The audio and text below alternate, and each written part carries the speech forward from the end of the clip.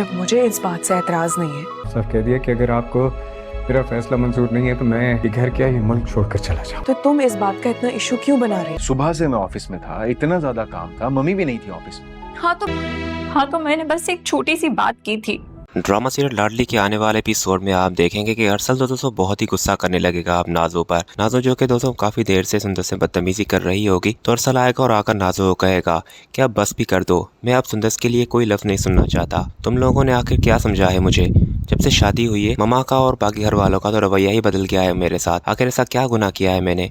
सुंदर से ही तो शादी की है और अपनी पसंद से। इस पर वो उसे कहेगी कि भाई आप मुझसे इस तरह से बात नहीं कर सकते, आप तो शादी के बाद बिल्कुल ही बदल गए हैं। क्या आपने आपको देखा है कभी?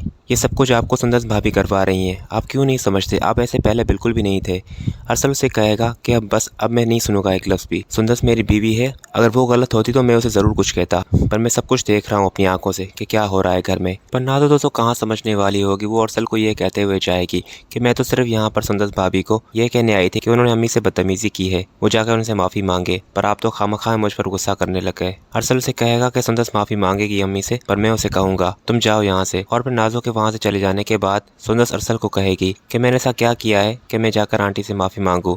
तो वो उसे कहेगा कि सुंदर मैं जानता हूँ कि तुम्हारी इसमें कोई गलती नहीं है, बस ये समझो कि मैं मजबूर हूँ, मैं घर का माहौल ख़राब होते हुए नहीं देख सकता।